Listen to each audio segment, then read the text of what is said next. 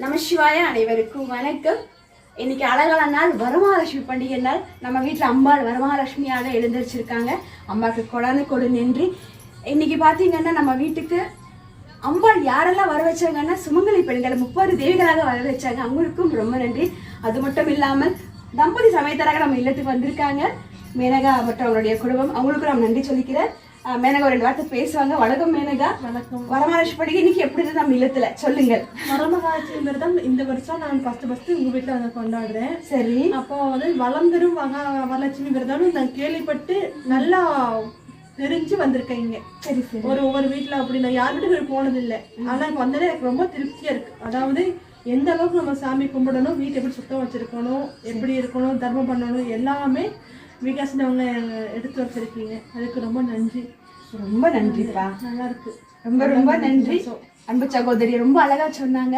தர்மம் ஒன்றே நம்மளை காக்கும். நம்ம வாழ்ற காலத்துல பல பேருக்கு தர்மம் பண்ணது அது தர்மம் தான் நம்மளை வாழ வைக்க, வேற எதுவும் கிடையாது. இன்னைக்கு நாம் இருப்போம், அடுத்த நாள் நம்ம இருப்போமான்னு தெரியாது. ஆனா இருக்கிற வெள்ளி 4 பேருக்கு நல்லது மட்டுமே பண்ணணும். சரிங்களா? தர்மத்தை காக்கும். அந்த தர்மம் தான் நம்மளை காக்கும், நம் கொள்ளச்செல்வத்தையும் காக்கும். சரி, பிறகு பிரணவ் நம்ம கேட்கலாம். எப்படி இருந்துச்சுப்பா பிரணவ் நம்ம வீட்டுல? நல்லா பிடிச்சிருக்கா? ரொம்ப நன்றிப்பா. நீ குட்டி பையன் நீ சொல்லுங்க. 2024 வந்திருக்கியா? சரி, கொள்ளச்செல்வத்துக்கு ரொம்ப நன்றி. அன்னை கூட 2 வார்த்தை பேசணும். எப்படி இருந்துச்சுன்னா வரமகாலட்சுமி பண்டிகை நம்ம இல்லத்துல? மிக சிறப்பாக கொண்டாடப்பட்டிருக்கு. நன்றிண்ணா. படைத்து எல்லா இதுவும் நல்லா சிறப்பாக கொண்டாடுறீங்க. ரொம்ப நன்றிடா.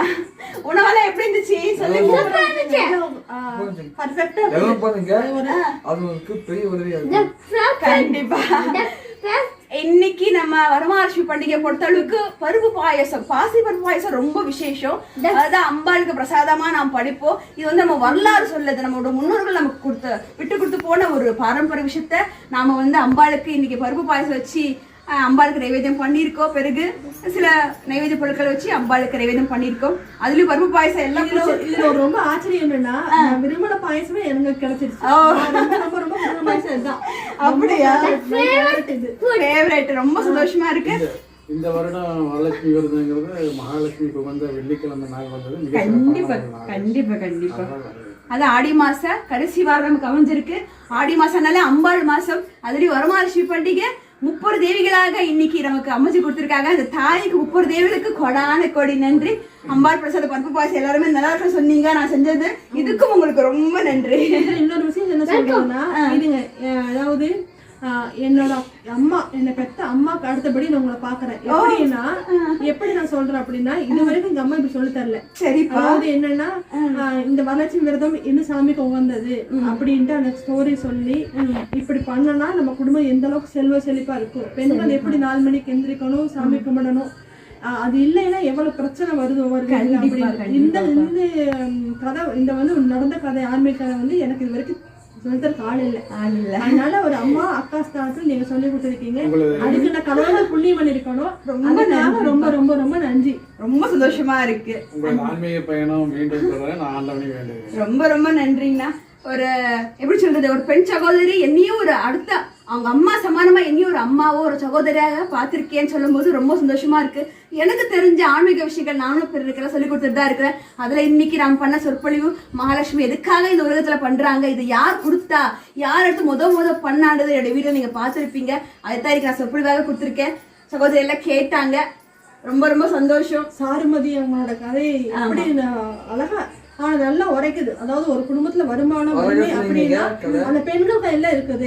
பெண்கள் கரெக்டா இருந்தா அப்படிங்கறதுக்கு நல்ல உதாரணம்.